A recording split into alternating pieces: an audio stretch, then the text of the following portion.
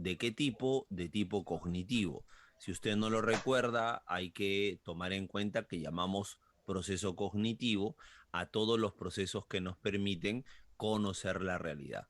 Si hace posible que yo pueda entender, conocer o comprender la realidad, estamos hablando de un proceso cognitivo. Ahora, este proceso en particular sirve para adquirir conocimientos, comportamientos, información, etcétera. La pregunta es cómo se da, cómo es el proceso de aprendizaje realmente. ¿Cómo cree usted que aprende? ¿Usted cree que uno aprende por una función cerebral o usted cree que uno aprende a partir de la estimulación y la reacción automática de su organismo? Hay muchos que consideran que el aprendizaje es un proceso abstracto, ¿no? Que ocurre al interior del sujeto como resultado de su actividad neurológica. Y hay muchos que consideran que el aprendizaje simplemente es la emisión de una conducta con una participación limitada de la actividad cognitiva abstracta que nosotros no podemos ver y de la que no podemos dar fe. Esto es como hacer una discrepancia o una lucha o una dialéctica entre la propuesta idealista y la propuesta materialista, y hablándolo desde un punto de vista filosófico, porque esa dualidad, la dualidad mente-cuerpo o alma-cuerpo va a existir en estas teorías ligadas a la psicología, ¿no? El aprendizaje es algo puramente observable o el aprendizaje es un evento o una ocurrencia interna, que hoy, bueno, la neurociencia ha tratado de estudiar y nos da evidencia de ello, ¿no? ¿Qué cree usted? Que en el aprendizaje ocurren procesos pues inexplorables que no se pueden, es insondable, ¿no? No se puede rastrear cómo es que realmente trabaja el cerebro en el interior o simplemente son asociaciones de cadenas conductuales. ¿Con qué posición está usted más de acuerdo, no?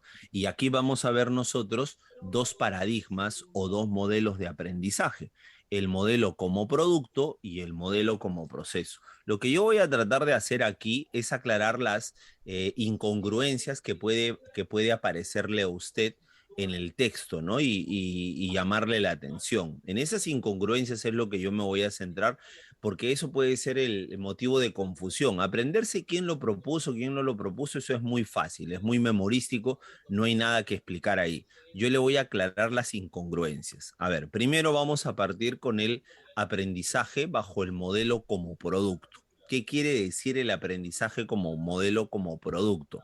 Para empezar, se dice que es el modelo que es afín al conductismo. Por favor, atento ahí. Conductismo, escuela conductista. Y el problema y la discrepancia está cuando se habla de los representantes, porque se dice que el conductismo maneja el modelo estímulo-respuesta. Esto es algo que casi no se toca a nivel preuniversitario. Se asume que el representante del conductismo habló de un modelo estímulo-respuesta, pero nunca se explica cómo es que lo desarrolló. Y lo que más nosotros conocemos acerca del modelo estímulo-respuesta es sobre el condicionamiento clásico, el condicionamiento clásico de un fisiólogo ruso apellidado Pavlov, que nos habla de una cadena de relaciones estímulos-respuestas.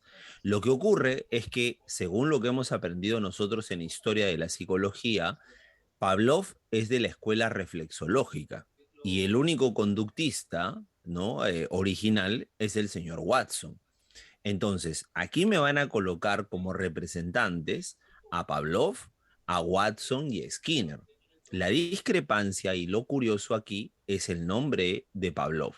¿Por qué Pavlov está incluido en el modelo conductual si Pavlov no es conductista? Watson es conductista y Skinner es un neoconductista. Pero ¿qué rayos hace aquí Pavlov? Lo cierto es que no sé si yo se lo había comentado en la primera clase de historia, es que Pavlov representa a una escuela médica y los principios que él trabaja se los va a copiar Watson. Pavlov va a trabajar experimentos en función de respuestas viscerales y Watson va a trasladar ese modelo a respuestas emocionales. Eso nunca te lo van a contar a nivel preuniversitario. Pavlov prácticamente le ofrece a la comunidad científica cómo es el modelo de aprendizaje. Lo que hace Watson, lo único que hace es toma el mismo modelo y cambia la respuesta visceral de salivación por la respuesta emocional de miedo. Y ahí cambió todo.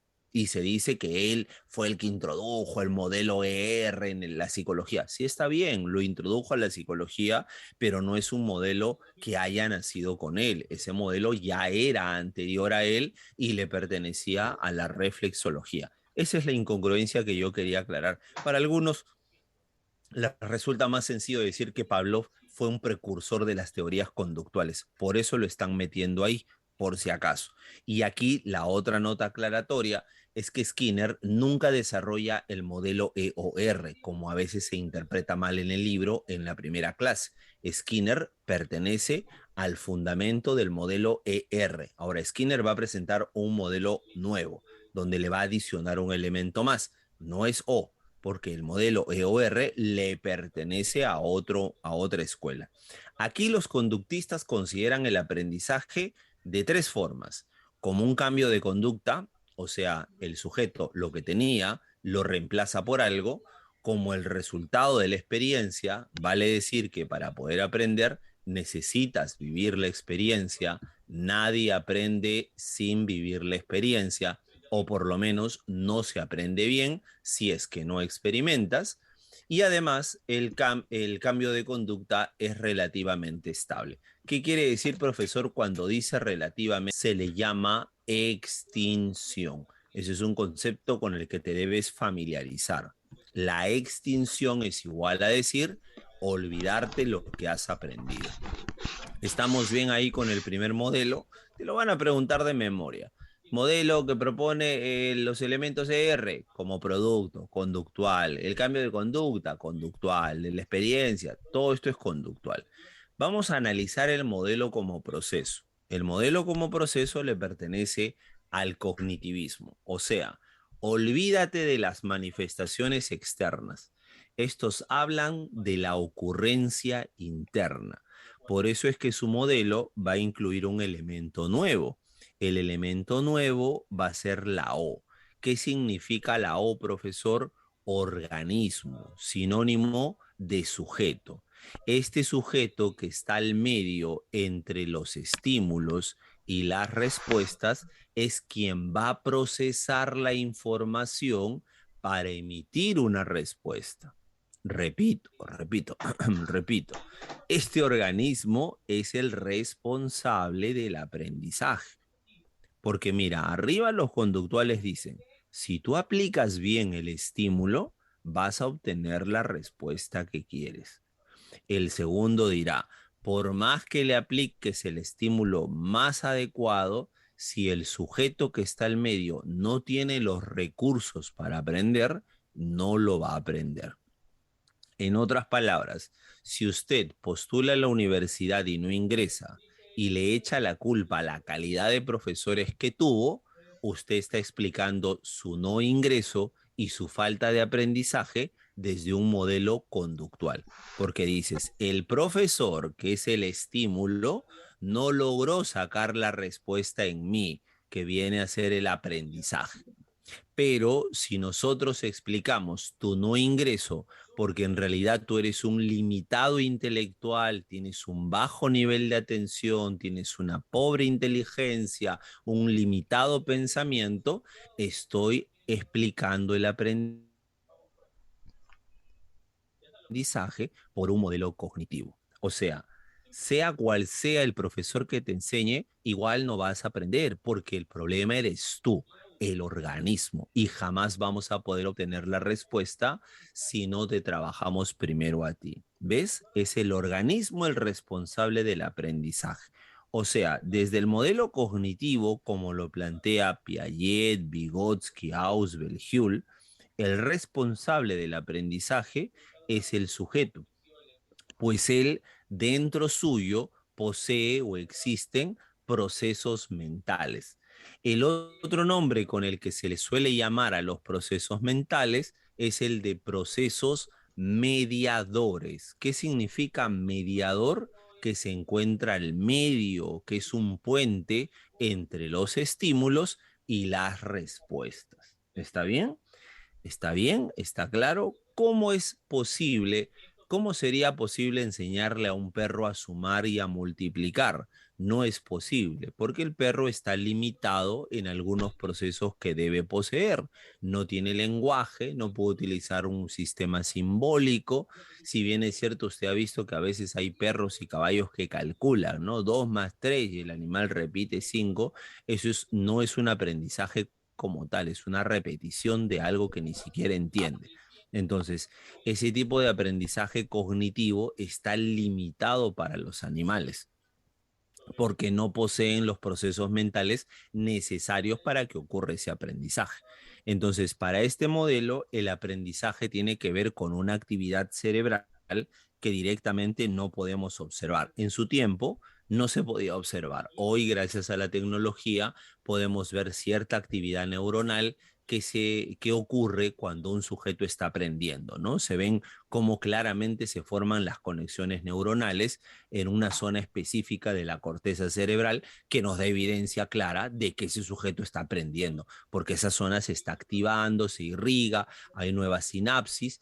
Entonces, aquí todo depende de lo neuronal, pero se necesita de una interacción entre el sujeto y el entorno. Entonces, quiero que te des en cuenta, que te des cuenta, por favor, cuáles son las tres características que identifican al aprendizaje como producto y como proceso. Uno es puramente observable y el otro habla de eventos internos. ¿Estamos bien? Hasta ahí está claro, se logra entender, estamos claros con esos dos modelos. Lo que te van a preguntar siempre es de memoria aquí, ¿ah? No te van a preguntar cosas tan comprensibles, tan analíticas. No, no. Simplemente mencionar cuál es el paradigma, el modelo ER arriba, EOR abajo.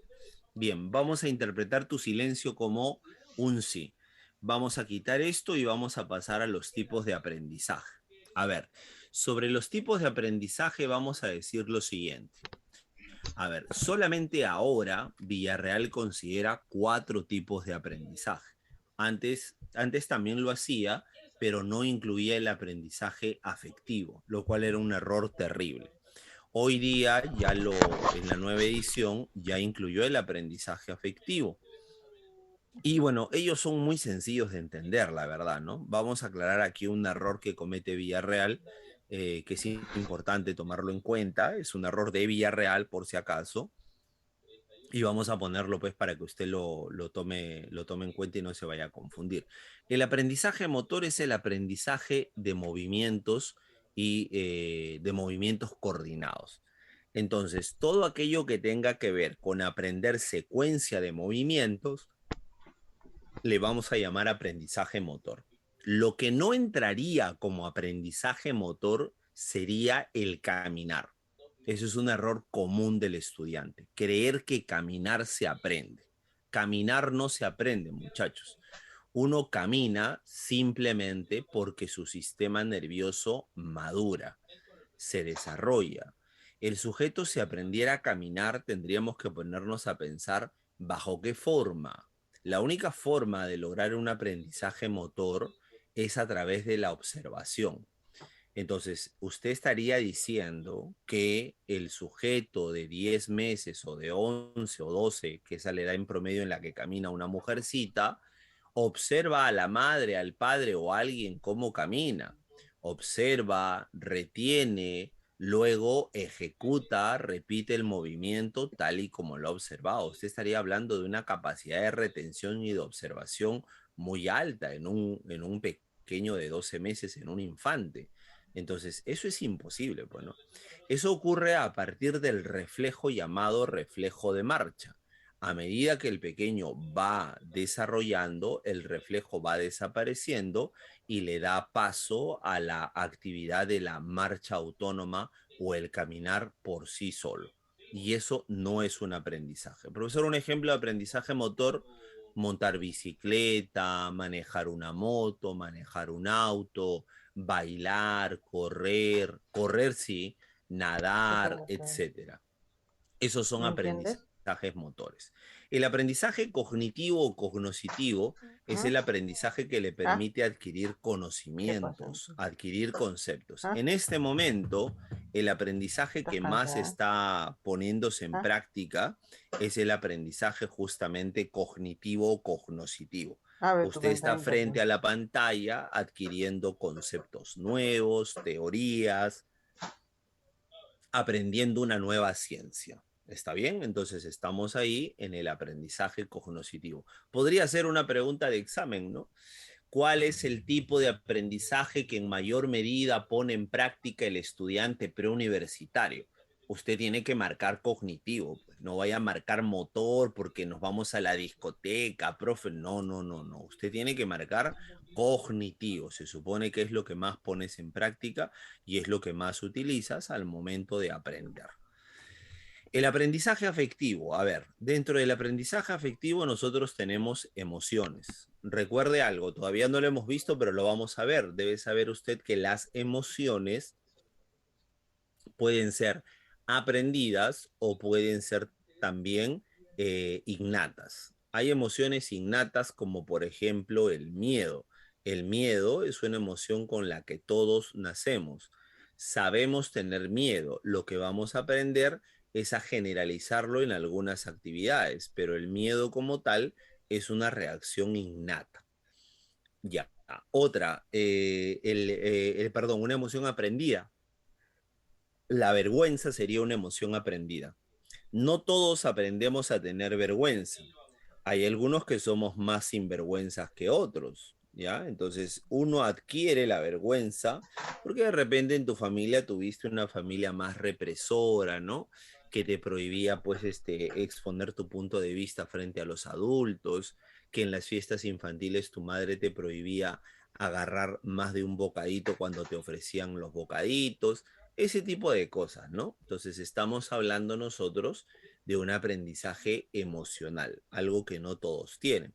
Los sentimientos también son claramente un aprendizaje, pues dentro de los sentimientos nosotros tenemos al amor, tenemos al odio, y ahora debe saber usted que uno aprende a amar, uno aprende a odiar. Uno no nace sabiendo amar, aprende a amar y lo que te enseñan y lo que observas acerca de lo que es el amor es lo que vas a terminar repitiendo, ¿ya?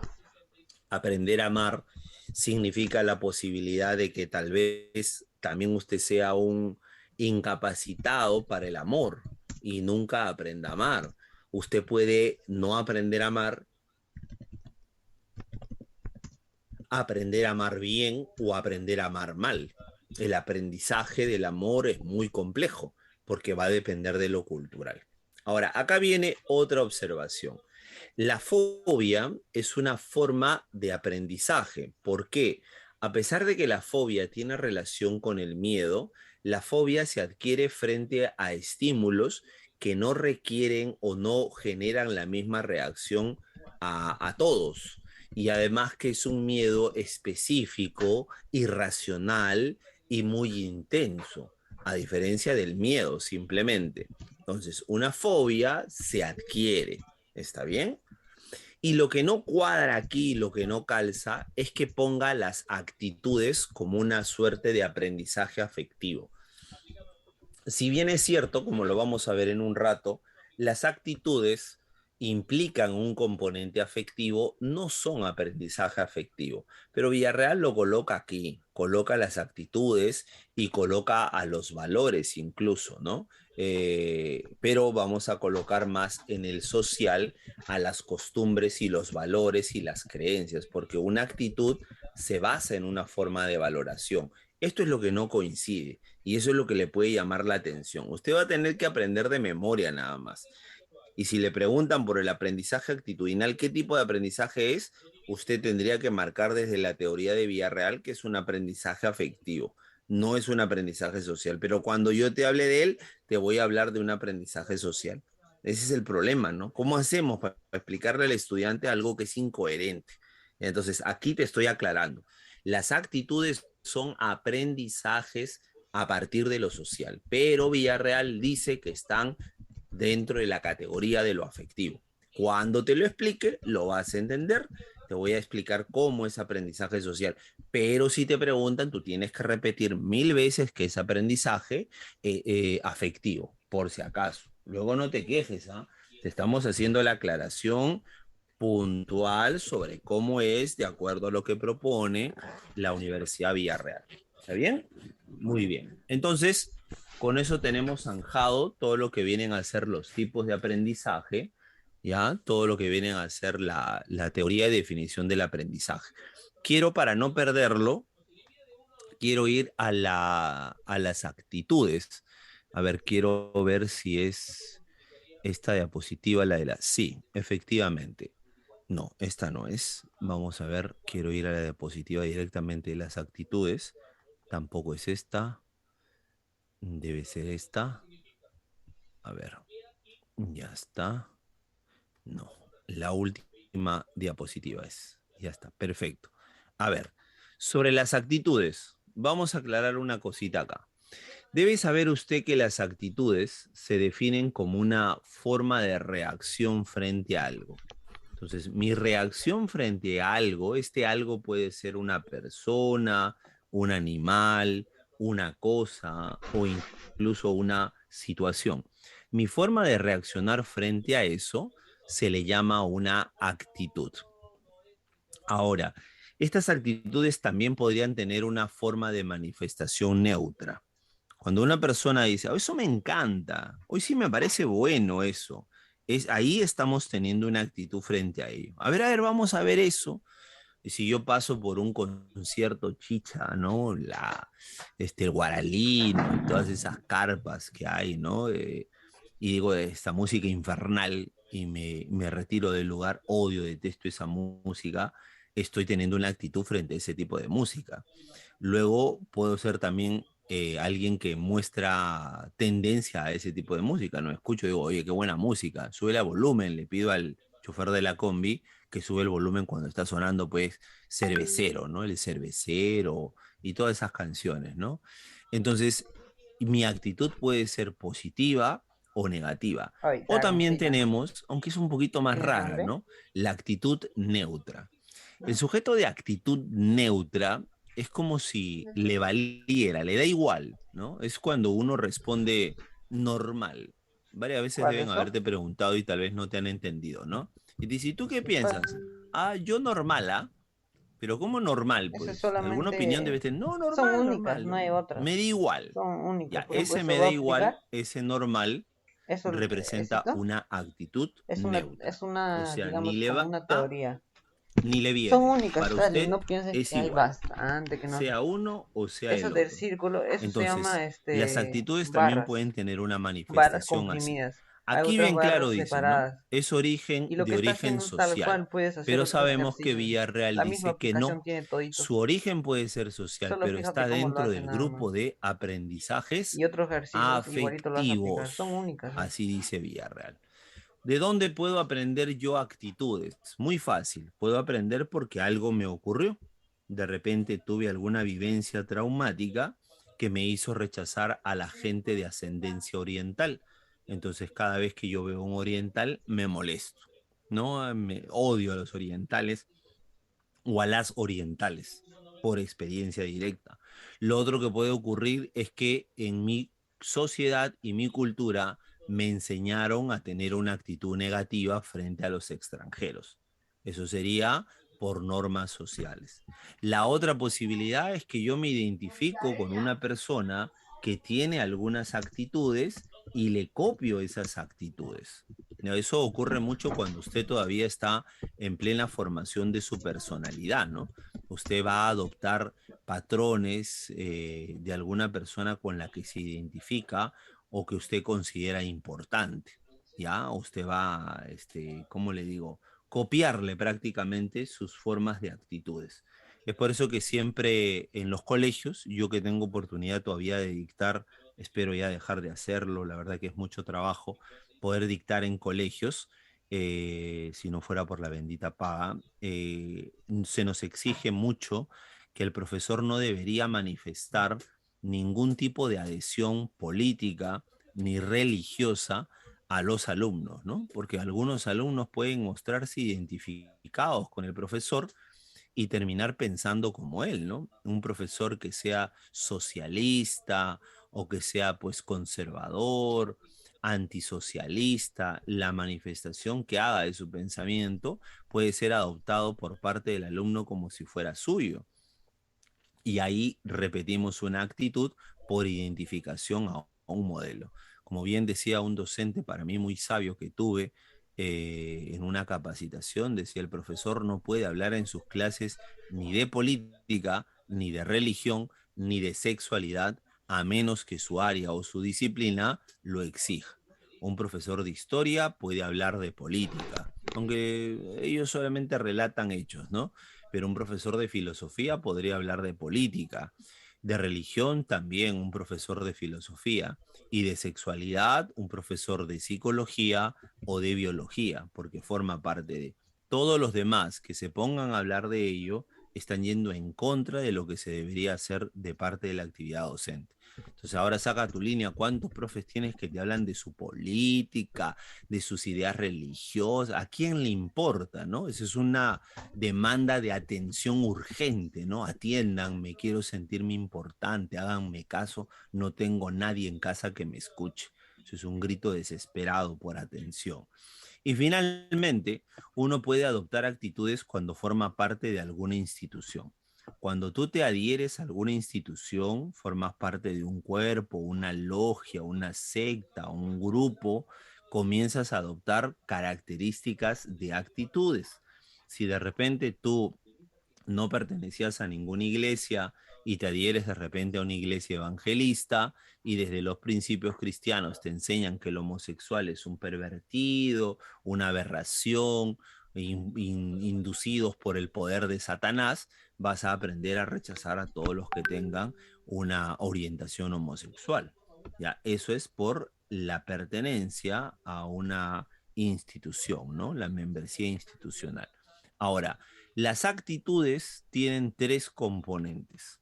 Cuando yo tengo una actitud, algo me va a hacer pensar mi actitud. Me hace pensar si es bueno o si es malo. Pero también me va a hacer sentir algo. De aquí la relación con esto que considero yo, Villarreal le hace afirmar que las actitudes son un aprendizaje afectivo de aquí, ¿no? Es una adhesión emocional, algo me remueve, me conmueve. Y lo conductual es que a partir de mis actitudes yo puedo tomar decisiones de acercamiento o de rechazo frente a ese objeto, situación, animal, etcétera. Entonces, mis actitudes encierran una triada indisoluble. Por un lado, me hace pensar algo, me hace sentir algo y me hace actuar de una manera en especial. ¿Está claro? Entonces, esos son los componentes de las actitudes. Profesor, ¿podría ser me dicen acá en el chat interno, agradezco a los que están escribiendo en el chat interno, la diferencia de todas maneras entre prejuicio, estereotipo y discriminación. Yo se lo voy a poner muy sencillo, ¿ya? Como lo quieran hoy las universidades, ¿no? Se dice de la siguiente manera, ¿no? La manifestación más genérica es el estereotipo. El estereotipo es una creencia generalizada, infundada. Si es una creencia, está asociado a lo cognitivo, porque es una forma de pensar generalizada. Entonces se dice que el estereotipo es general, una idea generalizada sobre algo. Por ejemplo, creer que las personas de raza negra son buenas para el deporte. Eso sería un estereotipo positivo porque yo lo pongo en buen lugar a las personas de raza negra para el deporte. O creer, por ejemplo, que las mujeres solo sirven para las actividades del hogar, solo sirven para eso. Eso sería un estereotipo negativo, porque es una creencia generalizada desventajosa, ¿ya? Ahora, si yo a este estereotipo negativo lo particularizo, ¿no? Al particularizarlo, o sea, lo dirijo hacia alguien al particularizarlo, lo que yo hago es generar algo que se llama un prejuicio. Entonces yo conozco a una mujer y digo, ay, ¿qué sabe ella? solo sirve para cocinar como todas las mujeres. Ah, ya. Claro, pues Entonces, ¿qué profe, las estoy mujeres están para haciendo? cocinar, pues. Este estereotipo negativo lo he particularizado sobre alguien y en ese momento Y ya profe, pasó a ser un prejuicio. Es claro, pues como yo desventajoso a crezco, partir de una no me va a creencia tocar nada de la generalizada. cocina. Y este prejuicio Pues me no es puede mi bebé. llevar a una conducta de rechazo. Lo rechazo, ¿no? Viene a solicitar un puesto de trabajo y le digo, no, ahí nomás.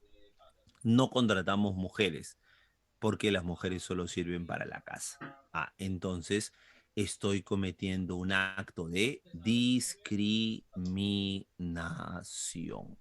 ¿Está bien? Italia, Listo. ¿No? discriminación, entonces. Tratar con desdén y rechazar a alguien, eso sería una forma de discriminación.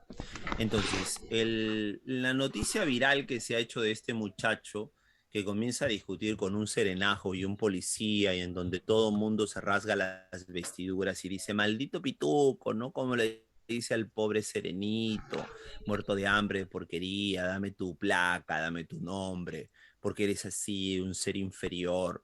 No está cometiendo o incurriendo un acto de discriminación, ¿no? Él no está haciendo, él está expresando su prejuicio. Él considera que todos los militares y los trabajadores comunes y la gente de clase media baja Mandos, es ¿no? gente ignorante, muerta de hambre. Ese es su prejuicio, porque está dirigido hacia una persona. Él tiene un estereotipo negativo dirigido a una persona. Eso es un prejuicio. No ha cometido ningún acto de discriminación. Ningún acto de discriminación. No, no es evidente ahí. No ha rechazado, no lo ha puesto en una posición de desventaja al otro. Así que calificarlo de discriminador es un error. ¿Está bien? Si yo tuviera una empresa y en esa empresa no acepto a alguien por alguna condición que no tiene nada que ver con el trabajo, ahí sí sería un acto de discriminación, ¿no? Si yo solicito solo varones para la atención al público, solo mujeres, eso sí sería un acto de discriminación, ¿no? O coloco, se necesita señoritas para trabajo de atención al cliente. Con Requisito, buena presencia, porque eso implica una forma de valoración. ¿Qué tiene que ver, qué tendría que ver la buena presencia con la atención al público? necesitamos Entonces usted está señorita con buena diciendo presencia que tal. los feos y las feas no La sirven empresa para necesita atender una al señorita público. con Es buena presencia. desagradable que a uno lo atienda una persona fea, Pero con de eso, repente desde los parámetros de la fealdad, de baja estatura, o de sea, color bueno, humilde, ¿no? Pobreza, ese color opaco. Entonces no sirve, pues, ¿no? cuidado, Entonces ahí sí habría un acto cuidado, de Quilín. discriminación. Pero hay formas de salvar eso, ¿no? Uno puede colocar, se requiere personal para atención al público, requisitos, sexo femenino, porque vamos a tener alguna forma de, es una línea de trabajo especial y pido otro tipo de características, ¿no? Por ejemplo, la talla, pido 1,70 m, ya me estoy asegurando que sean altas, peruana de 1,70 m casi no existe, entonces tiene que ser necesariamente extranjera.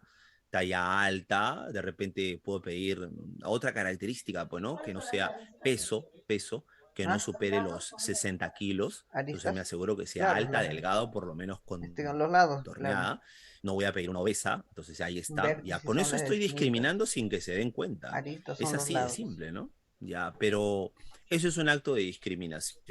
Cuando no te dejen entrar a una universidad a la que no perteneces, tú siendo villarrealino vas a buscar un libro a la Universidad Católica porque te han dicho que ahí es el único lugar donde está y tú necesitas ese libro para sustentar tu tesis y no te dejen entrar y veas que te voten como un perro por ser de universidad pública, ahí te vas a sentir discriminado.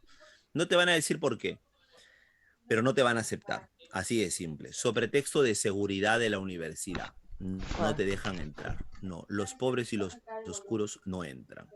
Muy bien. Entonces, ahora vamos a analizar la primera teoría del aprendizaje. Esta primera teoría es la teoría conocida como el condicionamiento clásico. Una aclaración de por qué recibe este nombre. Recibe este nombre por ser la primera teoría del aprendizaje.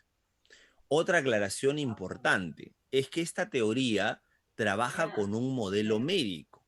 No vas a ver aquí nada que sea algo ligado a lo psicológico. Lo único que podíamos extraer de lo psicológico de psicológico aquí es el proceso de aprender.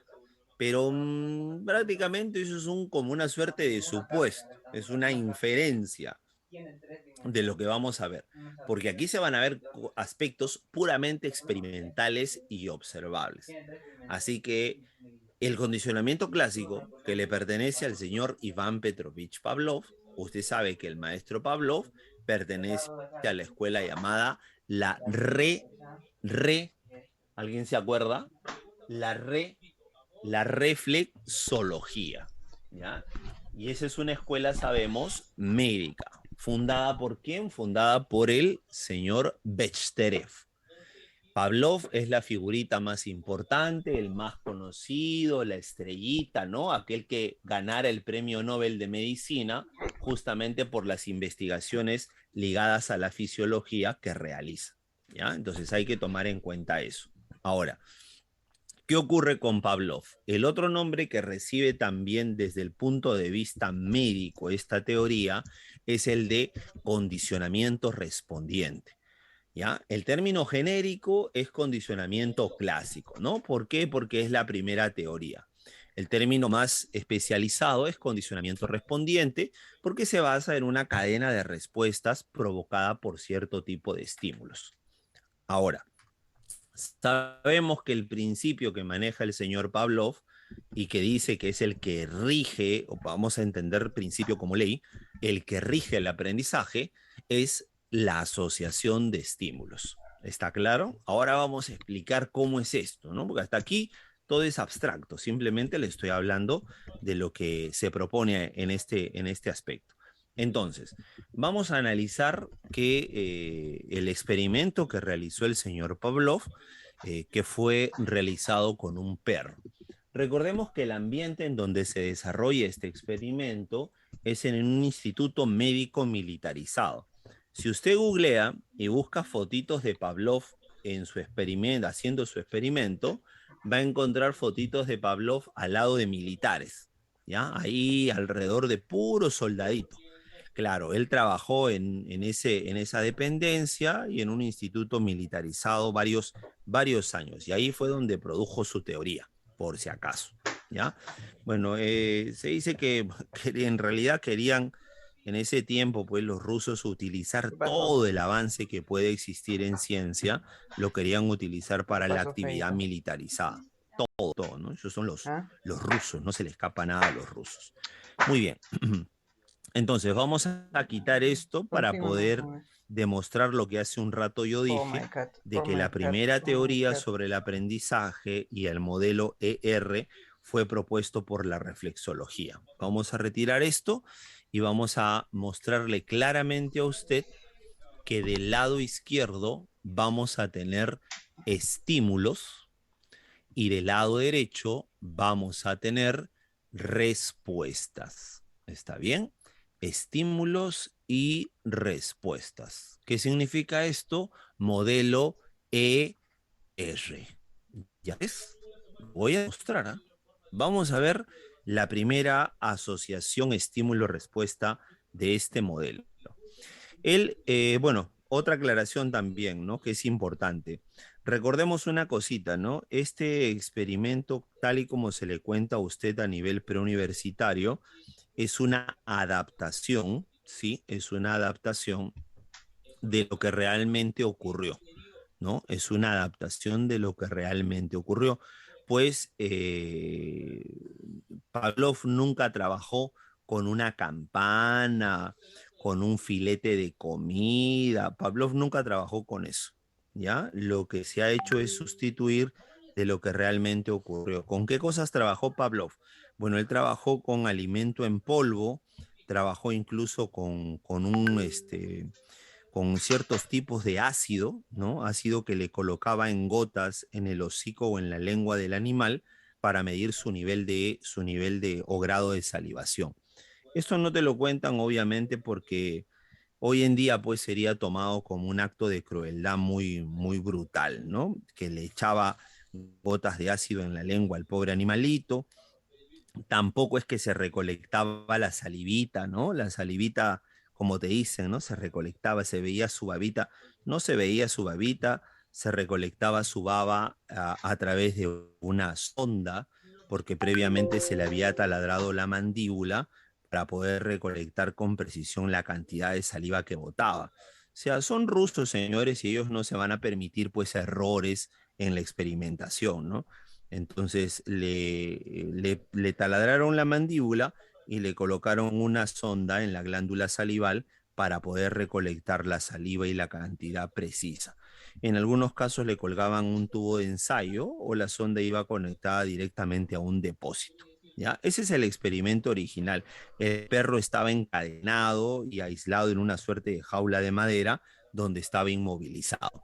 Pero eso no te lo cuentan para evitar que los dog lovers tengan pues reclamos, ¿no? Pobre perrito, maldito, maldito Pavlov. Si no fuera por esa ciencia, no hubiéramos aprendido muchas cosas. A veces es necesario pagar ese precio. ¿Ya? Muy bien. Entonces, se dio cuenta que cuando decía sonar una campana, el animal respondía solamente con prestar atención. A esa atención que le prestaba el animal al sonido de la campana, lo llamó respuesta de orientación. Repito, para Pavlov, el animal cuando prestaba atención al sonido de la campana, solamente se estaba orientando, estaba atendiendo. Y eso para Pavlov no era una respuesta que él consideraba importante, porque recuerda que como fisiólogo, él estaba estudiando respuestas viscerales. Entonces, por eso decide llamarle este estímulo estímulo neutro. Pero no es Ay, por lo ay, que te ay. han dicho que no, que el estímulo Quería neutro descargarlo. es un estímulo que no produce respuesta. ¿Estás Falso. entendiendo, El chiquita? estímulo neutro sí produce ¿Ah? respuesta, pero no produce una respuesta visceral. Y recuerda que a Pavlov le interesan las respuestas viscerales. Ah, ya, profesor, ya entiendo, ya. Por eso lo llama neutro, no porque no produzca respuestas. Muy bien. Entonces, luego él se da cuenta de que presentarle la comida genera en su perro y en cualquier perro que le haga esto, genera una misma respuesta, la respuesta de salivación. El perro bota su saliva, su babita, cuando le dan alimento. Entonces, dice Pavlov, acabo de descubrir un estímulo que sin ninguna condición es capaz de generar una respuesta. Y lo va a llamar estímulo incondicionado. Y a la salivación que va a botar el perrito, que es una salivación natural, que es una salivación innata, lo va a llamar respuesta incondicionada. ¿Se está entendiendo o no? Es muy fácil, doctores. ¿Ah? Respuesta incondicionada. ¿Por qué? Porque no necesita de ninguna condición previa. El animal de manera natural es capaz de emitir esta salivación. Por eso decimos que es una respuesta innata. Y ya creo que a estas alturas usted se habrá dado cuenta de que el tipo de respuestas con el que está trabajando el señor Pavlov son respuestas viscerales, no son respuestas emocionales, viscerales. Entonces, él dice, lo que voy a hacer ahora es juntar la campanita con la comidita en esta secuencia. Primero le voy a mostrar la campana, voy a hacer sonar la campana y después voy a presentarle la comida. Voy a repetir esta asociación por un número aproximado de 10 veces. El perrito va a salivar hasta llegar a un momento en el que ni bien hago sonar la campana, el animal ya comienza a salivar. Entonces dice, mira, lo que ha ocurrido es que el animal ya sabe que cada vez que suena la campana, viene ¿qué cosa? La comida. Eso es, viene la comida. Entonces, él dice, lo que ha ocurrido ahora es que mi campana ha adoptado características del alimento y ahora mi campana ya es capaz de producir una respuesta. Y esta respuesta que produce no es una respuesta natural, es una respuesta que mi perrito ha tenido que aprender. Entonces, no estamos hablando de una conducta innata, estamos hablando de una conducta aprendida. A este tipo de conducta aprendida lo va a llamar respuesta condicionada. Y ahora el estímulo que era neutro lo va a llamar estímulo condicionado. Listo. Y así de simple. Profesor, pues eso es muy fácil, hasta yo lo hubiera descubierto. Claro, para usted ahora, a la luz de la teoría, después de todo lo que ha vivido y ha sido formado en el sistema moderno de educación, para usted esto es muy sencillo. Pero esto era oscuro antes de que Pavlov lo desarrollara. No se sabía que esto podía ocurrir, en qué consistía, o descifrar pues esta forma de asociación. Es más, Pavlov se encuentra con esto por accidente. Él estaba tratando de evaluar la relación entre la cantidad de alimento y la cantidad de saliva que botaba el animal. Y por casualidad se encontró con esto, ¿no? Que el perro a uno le colocaba alimento y ya estaba salivando, ¿ya? Es más, cuando entraba al laboratorio y ni bien prendía la luz o hacía un sonido o el animal sentía que el experimentador ya había llegado, se activaba pues el recipiente donde estaba recolectando saliva y Pavlov decía, ¿qué pasa, no? ¿Qué está ocurriendo acá si esto no estaba planificado? Y en vez de rechazar Pavlov eso y dejarlo de lado, él decidió estudiarlo. Convirtió una variable extraña en la variable de investigación. Y justamente por eso fue que gana el premio Nobel, ¿no? O sea, es interesante cómo de un error él saca un aprendizaje de una variable extraña, más que un error de una variable extraña, y a partir de ello creó una teoría que luego le va a dar el premio Nobel. O sea, mérito hay, un gran mérito, ¿no? Por haber hecho algo así. Entonces, fíjese, pues, ¿no? O sea, no siempre su investigación tiene que salir como usted quiere. A veces se puede encontrar, la idea es tener la agudeza para darte cuenta de aquello que ocurre y que tú no esperabas que ocurriera y darle una forma o una explicación a ese fenómeno. ¿Está bien? Entonces, ¿se entendió la teoría del condicionamiento clásico? Si usted deja de darle la comida y el animal se olvida de este aprendizaje, estamos hablando de la extinción en el condicionamiento clásico. El hecho de que tu perro haya aprendido de que cada vez que suena la campana va a venir la comida, no significa que usted le deje de dar comida. Si usted le deja de dar comida, lo que va a ocurrir con su pobre perrito es que se va a terminar olvidando lo que le has enseñado. ¿Ya? Entonces, eso se le llama extinción, ya como lo habíamos mencionado hace rato. Vamos a pasar ahora a otras teorías del aprendizaje. En la siguiente diapositiva vamos a ver la teoría del aprendizaje instrumental. Esta es otra teoría conductual ligada al señor Sondai. Sondai o Torrique, llámale como quieras. Este señor va a proponer que el aprendizaje ocurre por ensayo y error. A ver, ¿qué es eso, profesor, ensayo y error? En palabras sencillas, por tanteos, ¿ya? Por tanteos. Lo que él hace es validar su teoría metiendo a unos gatos, trabajó con gatos, a una caja que denominó la caja de trucos. En esta bendita caja había pues un sistema de poleas donde al presionar una palanquita provocaba que la puerta de la caja se abriera.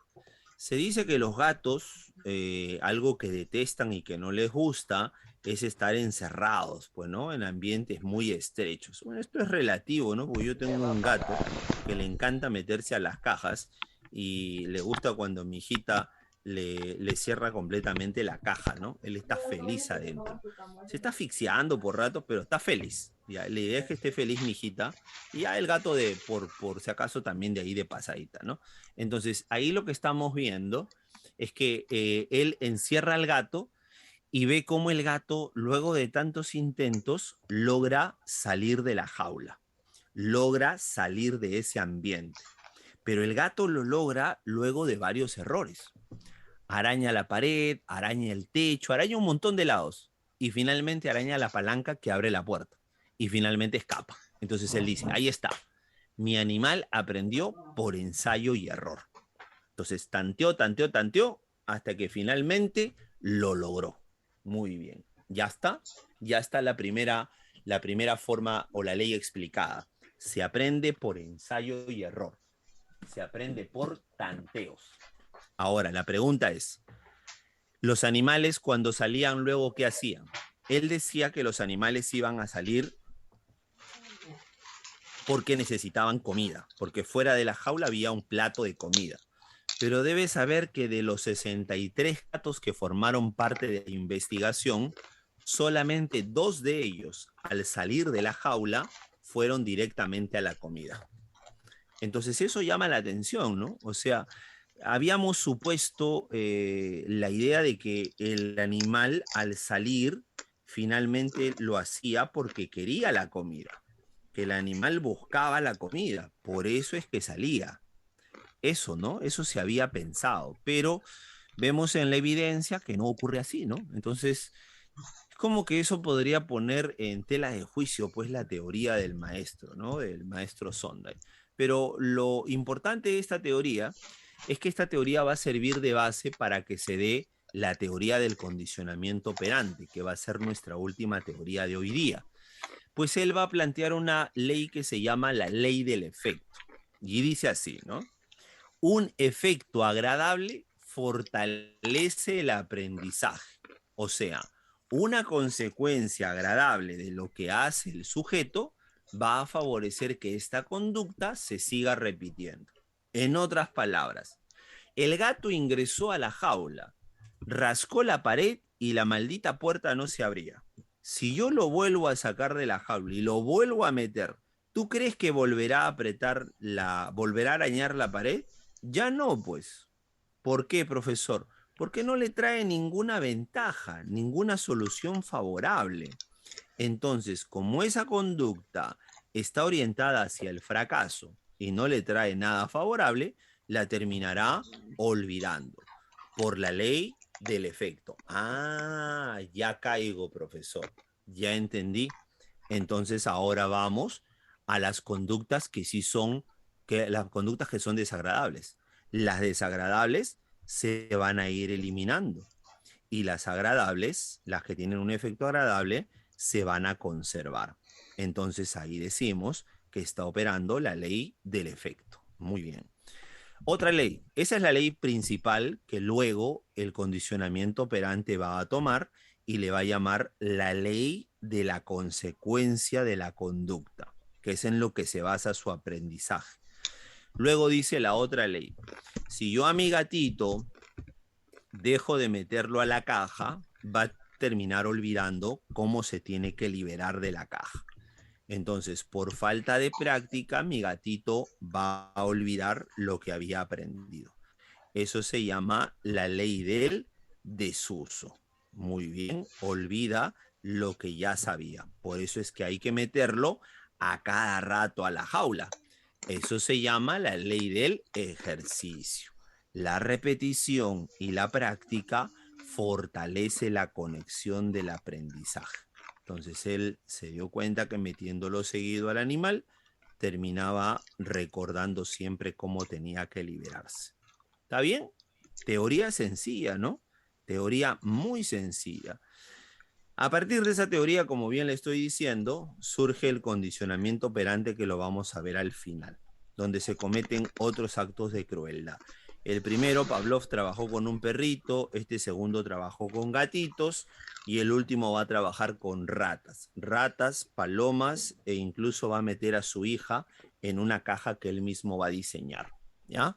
Vamos a dejarlo eso para el final. La siguiente teoría es una teoría cognitiva, la famosa teoría del aprendizaje vicario. Esta es una de las dos únicas teorías cognitivas que toca Villarreal.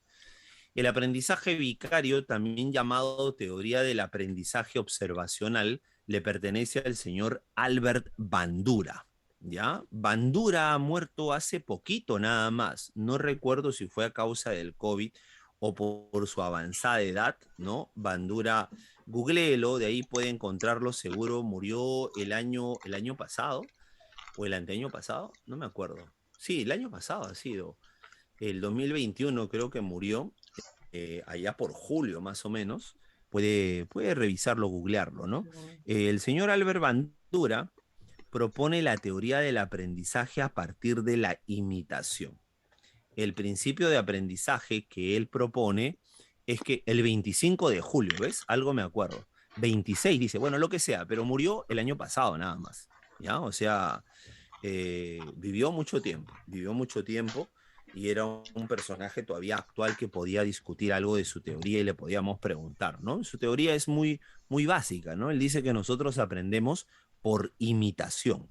Imitamos conductas y que justamente es el mecanismo inicial de aprendizaje, pues lo primero que aprende el pequeño es a partir de la imitación. El pequeño aprende imitando. Lo primero que hace es imitar. Él imita una conducta, pero para poder imitar necesita todo un proceso. Ahora, antes de ver el proceso, hay que aclarar lo siguiente, ¿no? ¿Qué cosas se pueden aprender a partir de la imitación?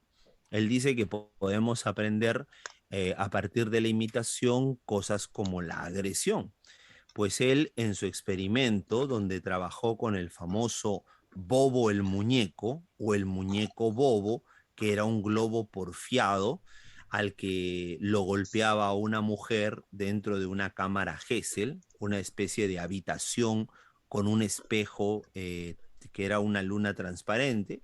Los niños observaban cómo esta mujer, estando a solas con el globo, lo golpeaba.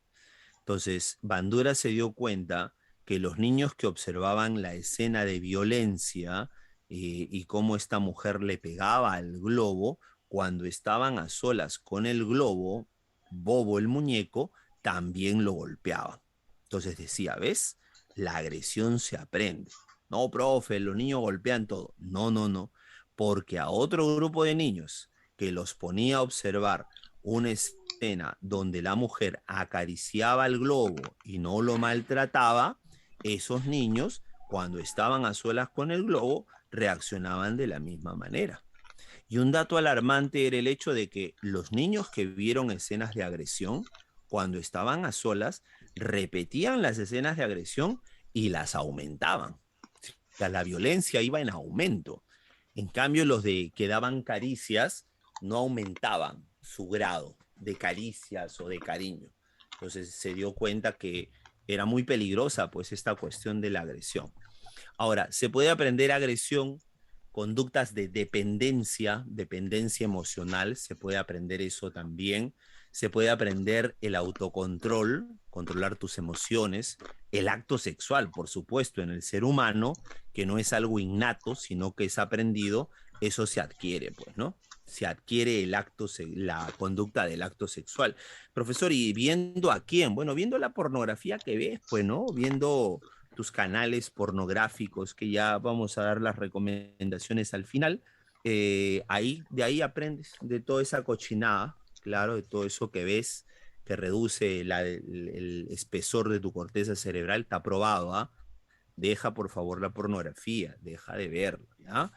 Además que te puede volver también un eyaculador precoz, ¿ya? Deja de ver Pornhub, X videos, etcétera, etcétera, etcétera.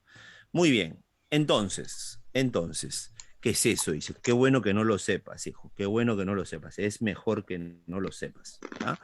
Muy bien, entonces, claro, por cultura general, pues Diana, yo tengo que informarme para saber de qué hablo, ¿no? Yo no puedo hablar de ignorancia, yo no puedo decir solo pornografía, tengo que saber qué espacios revisan, qué tipo de contenido hay, si hay solamente amateurs, interracial o qué hay, no todo, tengo que revisar hasta categorías, ¿ya? Ah. Porque hay que hablar con conocimiento. Muy bien, entonces, el proceso que Tú sigue estás el estudiando. aprendizaje vicario es el siguiente. Ojo que ¿Por qué estás Villarreal es estudiando? la única universidad que describe este proceso así, ¿ya? De manera muy clara. Es la única universidad, yo felicito ahí a Villarreal. Dice, por ejemplo, la adquisición es el primer ¿Sabes chicos momento ya? en el que el sujeto observa al modelo. Lo observa en todas las conductas que él quiere copiar. Entonces, primero lo que hay que hacer es que el sujeto tenga capacidad de poder observar, ¿ya? Entonces, observar significa que sea capaz de atender correctamente. No solamente mirar, sino atender. Necesitamos entonces aquí una cualidad, que es la capacidad de atención. ¿Está bien? Entonces, el sujeto atiende, tiene al modelo y lo atiende. Una vez que lo atiende, tiene que hacer uso de su memoria. Entonces, ahora va a retener lo que está viendo. Entonces, de repente, la niña que está viendo TikTok ve como una señorita en su cuenta de TikTok está frente a la cámara y comienza a hacer, pues, no sé, un dracuqueo intenso, o de repente está haciendo, pues, el reto de Bugs Bunny, o bueno, todos los retos que tú conoces en TikTok y he visto tus cuentas, las cosas que publicas, ¿no? Que tu padre no sabe. Está casi, casi calata. Entonces, en ese momento la niña retiene, almacena y cuando está a solas repite la conducta, creyendo que eso es correcto. La ejecución es el tercer momento. Y si recibe likes, y si recibe likes, está siendo reforzada. La consecuencia va a provocar que siga repitiendo dicha conducta. Porque yo te digo algo, mira, si uno copia la conducta a alguien, la repite y no obtiene ningún beneficio, esa conducta tú crees que se seguirá repitiendo, no se va a seguir repitiendo, pues señores, no se va a seguir repitiendo. Entonces hay que tener en cuenta que de por medio debe haber alguna forma de reforzamiento que haga que el sujeto se pegue a ese tipo de conductas y no las abandone fácilmente. Se necesita de una suerte de retribución, de reforzamiento, para que siga repitiendo las conductas. ¿Se da cuenta? ¿Ya? Muy bien. Entonces, claro, muy bien. Ahí Stalin, ¿no? Stalin dice, profesor, la suerte de estimulación. Claro, pues la estimulación es fundamental aquí. Esa estimulación la reconocemos, la llamamos nosotros reforzamiento desde otra teoría. Muy bien, entonces, vamos a ver la siguiente teoría. Vamos por la siguiente teoría. Esta es otra teoría cognitiva. Esta teoría cognitiva, para Villarreal, se llama la teoría del descubrimiento de relaciones.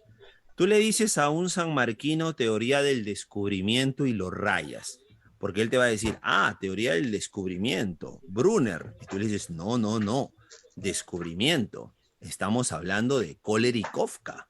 El real autor de esta teoría es el señor Kohler. Kafka no, ¿ya? Es Kohler. Kafka es un colaborador. Kohler es el que hace la investigación con primates, el simio sultán, donde, diríamos, realiza sus experimentos a partir de la solución de un problema que somete a este simio de cómo llegar a una mano de plátanos, ¿no? Obviamente ha tenido que privar de alimento al pobre simio durante varios días para que el animal haga todo el esfuerzo posible para poder llegar a esta mano de plátanos. Sí, sí, otro acto de crueldad dentro de la ciencia psicológica, pues no todo sea por la ciencia, señores, ¿ya? Bien, entonces, este señor propone, o estos señores proponen, desde como lo considera Villarreal, proponen una teoría del aprendizaje donde el sujeto aprende cuando se da cuenta de la solución, cuando se da cuenta del procedimiento que debe emplear para darle solución al problema. A este darse cuenta se le llama el insight, es tener una comprensión de la nada. Justo ayer, después de mucho tiempo, estaba acompañando a ver un capítulo con mi hijita de sus series animadas que veía, y después de mucho tiempo mi hijita volvió a ver Ladybug, ¿no? Yo siempre pongo este ejemplo porque es un ejemplo paradigmático, ¿no? Ladybug, cada vez que soluciona un problema, lo soluciona cuando hace insight. No sé si lo has visto, ¿no? Ella lanza su amuleto encantado y le cae una herramienta. Al inicio, ella no tiene ni la más mínima idea de para qué sirve. Es más, su partner, su compañero, el gato trasvestido, ¿no? El gato Cat Noir, que lo vemos que está con mallas muy pegadas, se ríe, ¿no? Y se burla, como que ¿para qué te va a servir eso? Y luego ella mira todo a su alrededor, se pone gris y después de que se pone gris, logra identificar para qué lo va a utilizar. En ese momento hizo insight y logró resolver el problema. Eso es insight, señores. Así de simple se lo explicaría yo. Ahora, si usted no sabe qué es Ladybug, bueno, véase un capítulo, ¿no? O le daría como ejemplo cuando su profesor de matemática le está explicando un ejercicio y llega un momento en donde usted es como que de la nada entiende, ¿no? Y dice, ah, ya me di cuenta, profe, ya, siguiente ejercicio. Ese darse cuenta de manera súbita e inesperada es lo que se llama el insight. ¿Está bien? ¿Estamos claros? Sencillito. Aquí está el experimento, el famoso simio sultán. Muy bien, muchachos. Vamos por la última teoría del aprendizaje, el condicionamiento operante, que es tal vez la teoría más compleja a veces para el alumno, porque se trabajan una serie de términos que pueden resultar pues algo complicadas, ¿no? O complicados. A ver, vamos a verlo, ¿ya? El señor Burruch Frederick Scheiner o Skinner es el autor de esta teoría. Recordemos que Skinner fue un literato fracasado, de esos que abundan, ¿no? Que se dedican a la literatura y nunca escriben ningún libro. Uf, de esos hay un montón. Entonces Skinner decidió meterse a otra área. Se metió al área de la psicología porque estaba en una universidad muy buena en el área de psicología. Escuchó una conferencia sobre Pavlov y Watson y decidió incursionar en psicología. Y lo hizo tan bien que terminó proponiendo su propia teoría del aprendizaje basado en principios de la reflexología y del conductismo. Por eso es que se le considera a él un neoconductista. ¿Ves? Ese es el detalle. Ahora, Skinner va a plantear un modelo de aprendizaje distinto, pues el principio que él propone es que uno aprende por la consecuencia de la conducta. En palabras sencillas sería, haces algo y la consecuencia que trae tu acto es lo que te va a hacer aprender. Si te trae una consecuencia buena, volverás a repetir la conducta.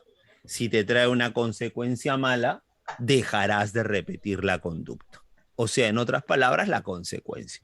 Él trabajó con una rata enjaulada y con palomas enjauladas. Terrible, brutal. Entonces, el señor Skinner trabaja con una suerte de modelo llamado la triple relación de contingencia. Él encierra a una rata, ¿no? El experimento, como se conoce, es una ratita encerrada que no sabe qué cosa hay por fuera de la jaula. La pobre ratita solamente ve dos palanquitas, palanquita A y palanquita B. Cuando la ratita presionaba la palanquita A, caía una bolita de comida de un dispensador. Ella no sabía. Y cuando presionaba la palanquita B estaba conectada a una toma de corriente que a su vez estaba conectada a la base de la jaula y la ratita recibía una fuerte descarga eléctrica. Entonces Skinner dice, en el estímulo jaula, el animal decide, porque es una respuesta voluntaria, decide presionar la palanquita A o la palanquita B. Si presiona la palanquita A, recibe comida. Si presiona la palanca B, recibe electricidad. Esa va a ser la consecuencia. Entonces dice él, si la consecuencia es algo positivo, o sea, el estímulo consecuente, concentrémonos en la respuesta y el estímulo consecuente, es algo positivo, es algo favorable, lo llama refuerzo. Pero si es algo negativo, lo llama castigo. En otras palabras, si el sujeto queda feliz, lo llamamos refuerzo. Y si el sujeto queda triste, lo llamamos castigo. ¿Está bien? Es fácil, ¿no? ¿Cuál de las dos palancas sería refuerzo aquí? ¿La palanquita A o la palanquita B? A ver, ¿cuál sería refuerzo? ¿Cuál sería refuerzo? ¿Palanquita A o B? Palanquita A o B, la A, pues sí o no, qué fácil, profe. Y la palanquita B sería castigo. Pero además hay dos modalidades de cada uno de ellos. la modalidad positivo y la modalidad negativo. Yo hablaré de la modalidad positivo cuando se trate de la aparición de algo. Mira, será positivo no porque es bueno, sino porque es la aparición de algo. Entonces, si la ratita presiona la palanca B, la A, aparece una bolita de comida. Eso será reforzamiento y como es la aparición, reforzamiento positivo. Si la ratita presiona la palanquita B, eso es castigo y recibe una descarga eléctrica. Aparición de descarga eléctrica. Entonces es castigo positivo. Positivo.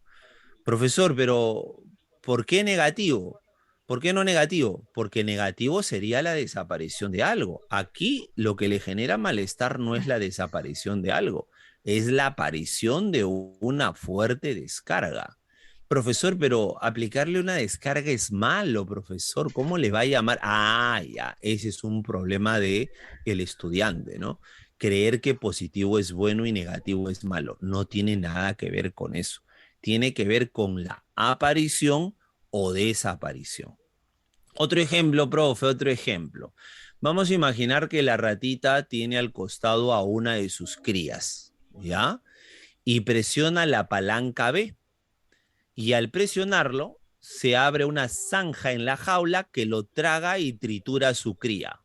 Lo licúa, desaparece la cría.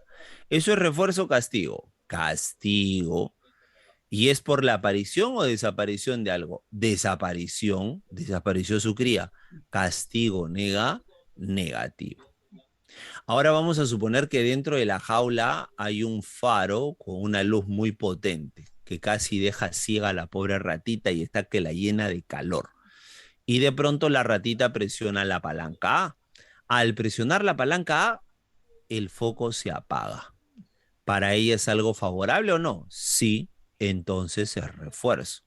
¿Por la aparición o desaparición de algo? La desaparición de algo. Entonces esto es refuerzo negativo. ¿Ya ves? Facilísimo, sencillísimo. Ya está. Vamos a cerrar esto y vamos a ir a la separata directamente. Se nos acaba el tiempo ya.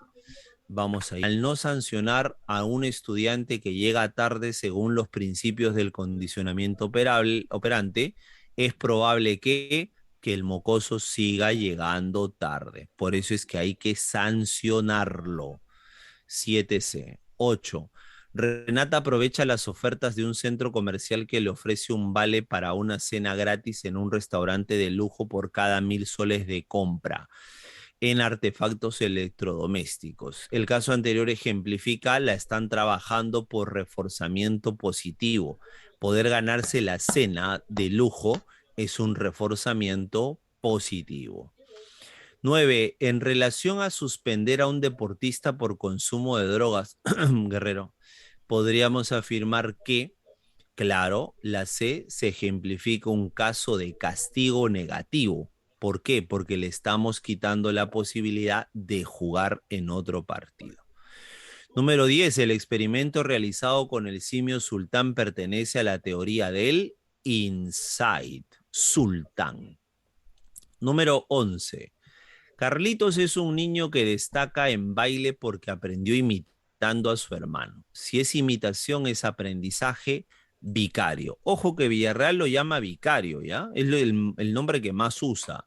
San Marcos lo llama observacional. Son válidos todos esos nombres. Vicario, observacional, imitativo, por modelado o social.